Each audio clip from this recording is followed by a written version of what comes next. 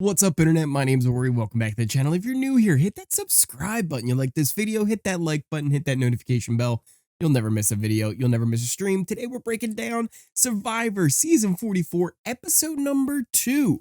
We started off with the fallout from Tribal last week, where it ended up with a really unique situation when we get back to the camp, and there's only one person who voted for the person who ended up staying, since Brandon was the one who used his veto, got 2 votes. Kane voted for him. Maddie voted for him. Maddie got sent home because that's who he voted for.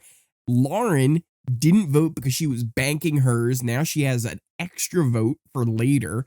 Matthew and Jamie both used their shot in the dark, meaning they didn't have a vote. It was kind of an awkward position for Kane to be in because he ended up being the only one who voted for the guy who stayed. So definitely kind of puts him at a bit of a disadvantage if they do have to go to Tribal at any point, because he's got an obvious person who's he's already wrote his name down. He's the only one who did it. It was really kind of a brilliant move from Matthew. I pointed it out in the last episode, but he even goes further and he said, like, I just realized I was in a spot where I knew I was safe and I didn't have to show my cards. So it was brilliant to just like, hey, why not just play my shot in the dark? Let everybody else handle it. I don't have to do anything. So that was kind of brilliant, but we'll talk about it. He makes a very dumb error later on in the episode. Meanwhile, over on the Soka tribe, we had the beginning of romance. Franny and Matt, they're kind of nerdily adorable. They were calling, they had it was what was that, the little stick bug, you know, the ones that look like a stick when they're not moving. They were playing with that on their hands. They were like, what should we name them? Something dorky.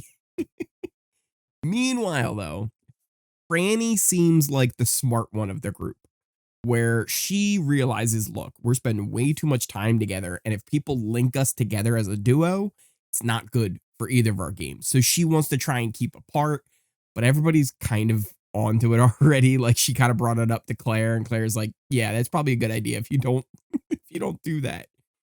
While that love story is going on, though, Dan is out looking for idols, and everybody's aware of it. They're like, oh, wait, Danny's off looking for an idol again? Okay. And he does eventually find the key to the bird cage. And he does use it to open up the cage, and he does a great job where he takes it out of the cage, takes all the stuff, puts it back in to make it look like it was never touched and nobody has a clue. The one thing I hope, though, is now that he's found the key and he's got the idol from the cage, I hope he's smart enough to realize that, hey, everybody was already on to him looking for idols, so he's got to keep looking. If he suddenly stops looking for an idol, well, people are going to go, well, why is he now not looking? He was looking so hard before. He must have found something. So he's got to kind of keep up that act if he's smart enough to stay under the radar. But he's in a good spot because he can pull out the fake idol. I think he's got like a silver coin. It was kind of cool that each one had a different thing that was kind of being able to use as a fake idol. His was like a silver coin. The other one ends up being a set of beads. And I think the one that Brandon found, it was like a piece of wood. So yeah, it was kind of cool that each one had a different type of fake idol to go along with it. So now he's got all that. And he did a pretty good job of getting away with it. But like I said, hopefully he keeps up the act so that people don't catch on. Meanwhile, Carolyn is also out looking for stuff. And you know what she finds? She finds a snake in a tree. She finds a snake in a tree and is terrified of it. But she also is out looking for the idols. And she talks about how she has this skill from finding a tooth that her son lost. So she's got tooth finding abilities that she's using to look for this idol. She does find the key, but here's her critical mistake. Danny, he took the time, he waited for his opportunity when like no one was around to go get the stuff out. I thought maybe he was being a little bit risky by staying there, taking it out, and then putting it back. Maybe it would have been safer just to take it, get it out of there, so that if anybody walked up, you're not caught red-handed. But he had enough time. He was able to do it. Carolyn, on the other hand, grabs it, runs back to camp. Everybody was out like looking for other stuff. She runs back to camp. She has it shoved in her pants, and she lays down, and then she goes, "Oh no, I should put it back." In typical Carolyn, just wild madness. I should go put it back. So she runs, she puts it back. She kind of hurries up doing it, does a terrible job. Everybody gets back to go look at it, and they can tell someone took it. The weird thing is, no one seems to think that Carolyn took it. Everyone had different ideas of who took it. Yam Yam thought that Helen had it. Helen thinks that maybe I think Carson had it. Sarah thought that Yam Yam had it. It was like everybody was pointing fingers at each other except Carolyn. Everyone was like, "Well, Carolyn doesn't have it." So they completely just kind of rooted that out. But now she has the cage idol and the fake set of beads for her to do with whatever she wants. So it'll be interesting to see how that all turned out. The immunity challenge, it was fun. I liked it, especially probably my favorite part of it was the drawbridge aspect, where the whole tribe had to hold a rope that would lift a drawbridge or lower a drawbridge just enough so that somebody could run across it. And then they would be able to pull a lever, and then that drawbridge would drop down and would be secure enough for everybody to go over. I just thought that was kind of cool, watching everybody kind of run and jump to get across it. It was a nice little kind of mix in there. It ended up coming down to one of those vertical snake puzzles, and Ratu came back with an incredible comeback. They were the last ones, I think, to get to the puzzle. They ended up winning because Matthew crushed it. He was so good at the puzzle. Soka ends up getting second, even though they had a really big lead. It was close for them being able to come in second, so they kind of squandered that early lead. And Tika will head to Tribal, and it's going to be interesting because everybody's kind of, like I said, they're all sus on each other, right? Like Yam Yam thinks Helen has it. Helen thinks that, Sarah has it. Carson's like, I don't know. Everybody's going crazy. There was a big mistake, though. Before they headed off, Jeff, was doing his normal thing about like, "Oh, Matthew, you did such a great job. Like, great job for you." And he talked about how he went against the doctor's advice to take his sling off because of his shoulder that he messed up from falling. And he tells everyone that he's like, "Yeah, I knew my tribe had to just trusted me because I had built one of these in my backyard and practiced." You already showed you were a threat by doing it well. Now you're telling people you're even more of a threat that you were practicing. Why would you openly admit that to everyone that's there? When they get back to camp, we ended up going to Tika. We didn't really see what happened on the other tribes, but Carson actually kind of points it out. He was like, "Listen, I also made a bunch of the puzzles at home, and I would never tell anybody. I would never tell them that I made them. Because that's just dumb. Why would you tell them that? It just puts a huge target on your back moving forward." It ends up being with Carolyn as an early target for this tribal over on Tika. But she has an idol. So even if she is the target, she does have the ability to keep herself safe. Everybody kind of seemed like they were on board. Helen, Yam Yam, Sarah, and Carson, they all kind of agree, like, "Yeah, we'll just do Carolyn."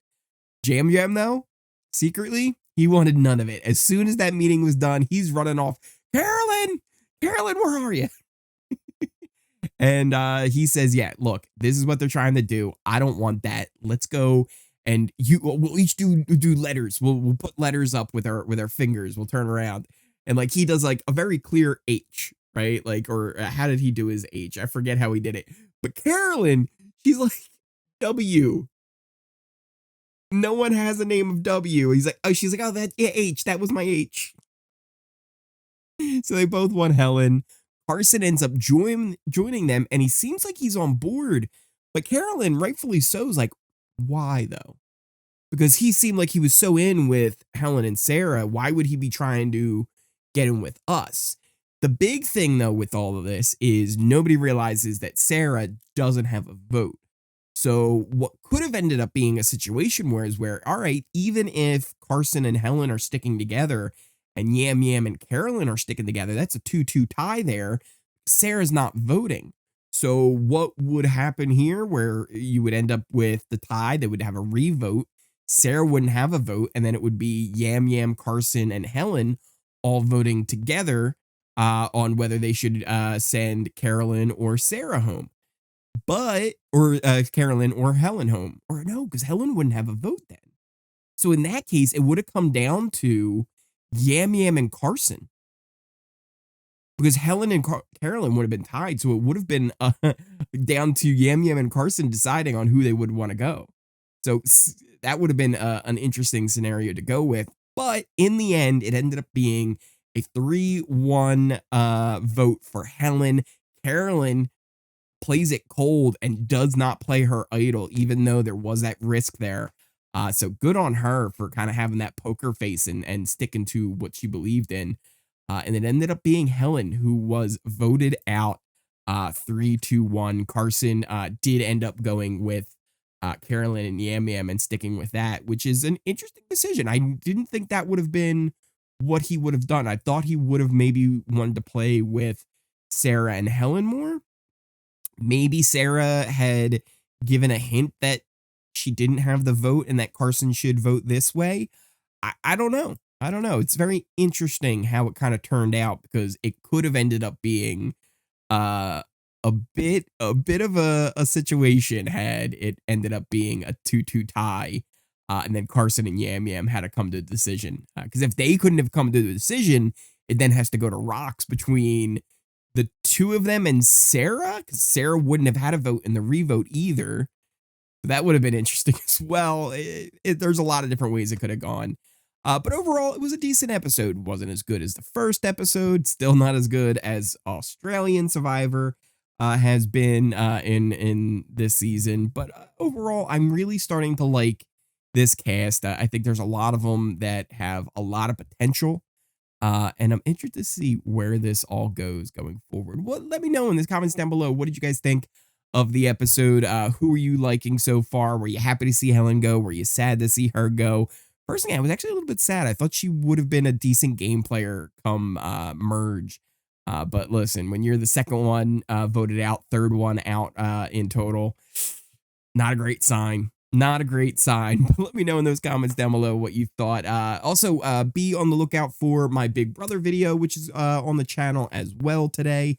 You can find links to my Twitter, my Twitch, the Discord. You can join the conversation over there as well. All those are down in the description, pinned comment down below. We will have a live watch along for Big Brother Canada tonight as well. It's the second episode where we'll see who is going to be HOH for the season. Also, who's going to end up in dead last. There's a lot of really interesting things going on with this season of Big Brother Canada, so make sure you check that out as well. Thank you guys so much for watching. I appreciate each and every one of you, and I will see you next time.